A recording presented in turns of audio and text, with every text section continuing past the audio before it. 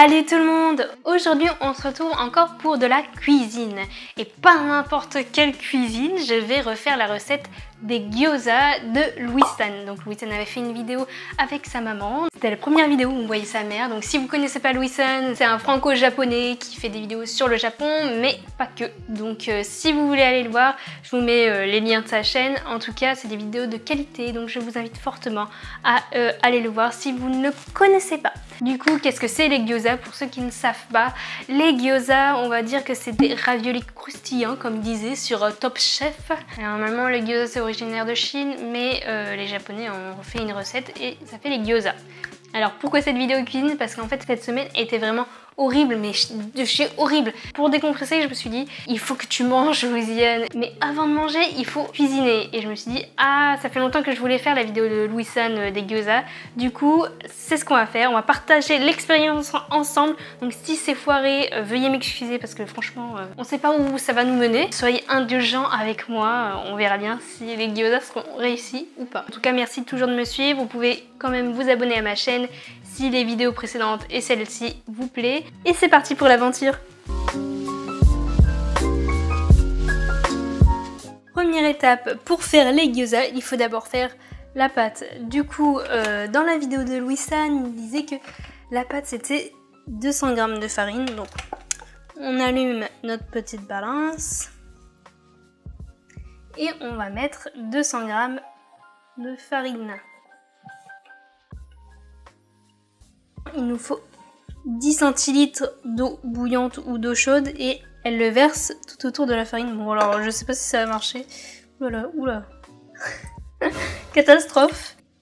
Et on mélange. Donc moi je fais ça à la main. Parce que je pense que ça va être assez contraignant. Et apparemment il faut pétrir la pâte 5 minutes. Donc je vais me faire les muscles en même temps.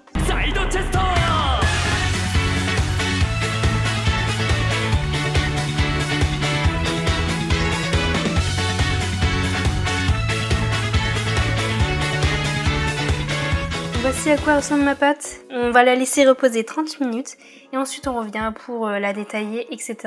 Pendant ce temps, on va faire la farce. De retour pour faire la farce. Alors pour la farce, il nous faut normalement de la viande hachée de veau et on peut rajouter du porc. Donc j'ai pris 400 g de farce, mais normalement vous avez juste besoin de 200 g de viande. Mais moi je vais faire 2 recettes.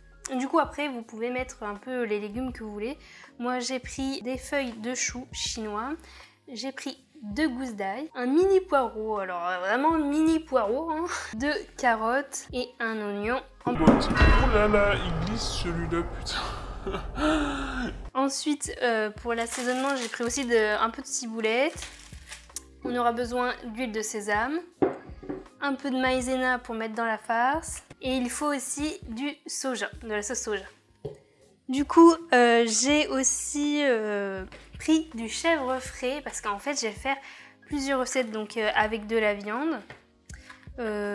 Très simple, avec les légumes et viande, comme un peu dans la recette de Louis-San. Et il y en aura une autre version où je vais rajouter du chèvre frais parce que j'aime bien ça et j'ai envie de tester, voir ce que ça va donner. Peut-être qu'à la fin, ça va être horrible, dégueulasse. Nul à manger, et peut-être que si vous êtes japonais ou toute autre nationalité, vous allez peut-être tomber des nues en apprenant que je mets du fromage chèvre frais dans mes gyoza, c'est pas grave. On est ici pour se détendre. 1, 2, 3, funky.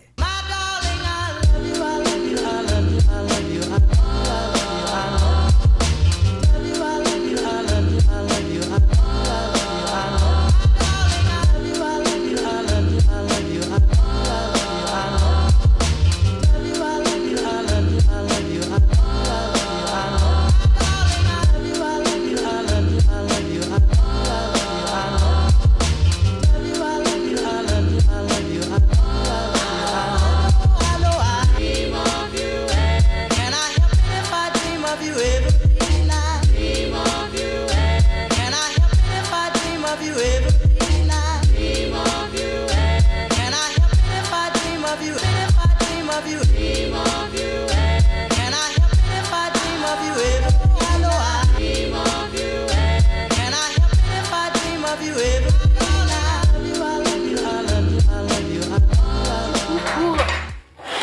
farce. Ce n'est pas fini. Il nous faudra également un peu d'huile de sésame.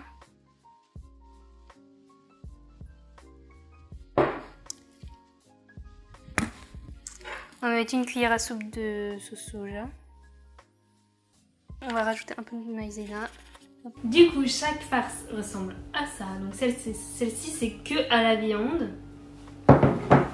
Et celle-ci, c'est avec le chèvre frais. Du coup, on va les mettre au frigo. En attendant, on repasse à la pâte pour enfin finaliser cette pâte à gyoza.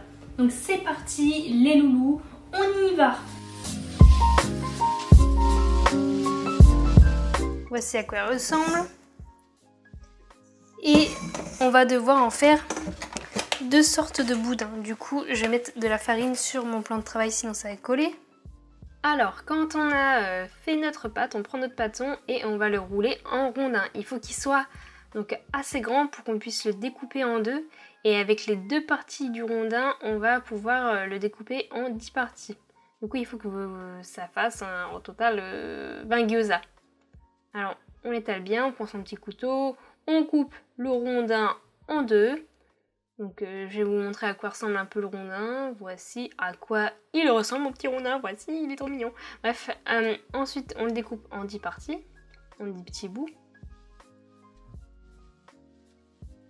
Ça pour chacun des rondins. Et ensuite on prend son petit bout de pâte, on le met dans la farine pour pas que ça colle. Et on l'étale. Il faut que ça soit un cercle. Alors de je sais pas combien de diamètre ou de voilà. Bon, moi le problème que j'ai eu avec ma pâte, c'était qu'elle était assez collante. Je pense que j'ai trop mis d'eau, je sais pas. Même si je mettais beaucoup de farine, ça collait à mon rouleau quoi, à pâtisserie, donc c'était un peu chiant.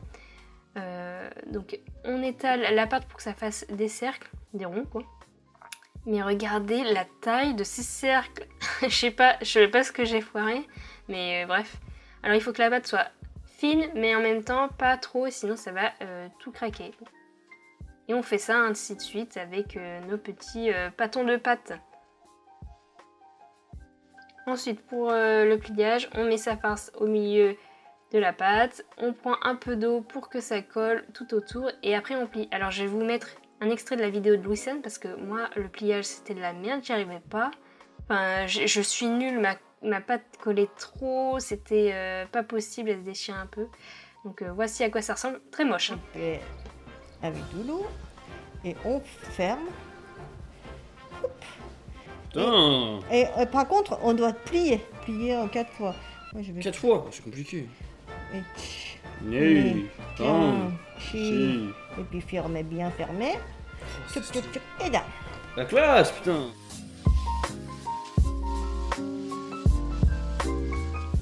Du coup, on passe à la cuisson des gyoza. Donc déjà, il ressemble à rien mes gyoza, je suis désolée, navré. Pour la démonstration, je ne vais en prendre que quelques-uns parce que je vais pas manger tout de suite. Pour la cuisson, d'abord, on met bien sûr de l'huile dans sa poêle. On fait chauffer sa poêle et quand elle sera bien chaude, on pourra mettre les gyoza. On voit que c'est bien chaud, on met nos gyoza.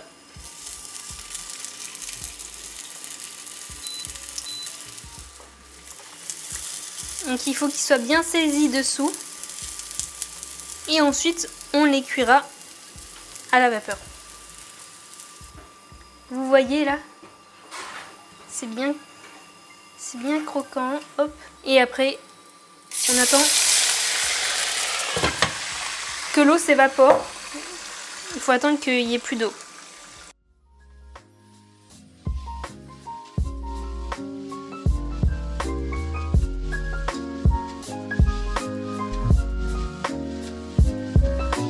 Avant la fin de la cuisson, vous mettez un peu d'huile de sésame. C'est dans la vidéo. La maman de Louison elle dit ça, donc je fais ça.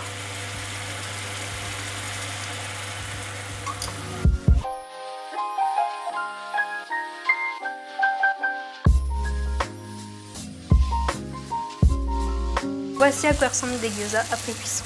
Vous voyez, ils sont pas très beaux. Hein.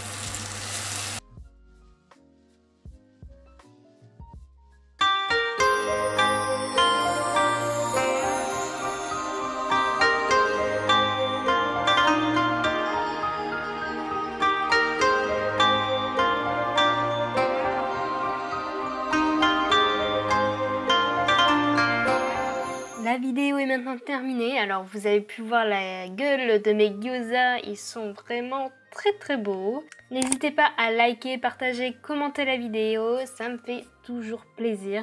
En tout cas, merci d'avoir suivi cette aventure tout au long de cette recette un peu fastidieuse, mais nous y sommes arrivés, donc j'espère que vous allez la faire, ou du moins essayer. Allez, je vous fais des gros bisous.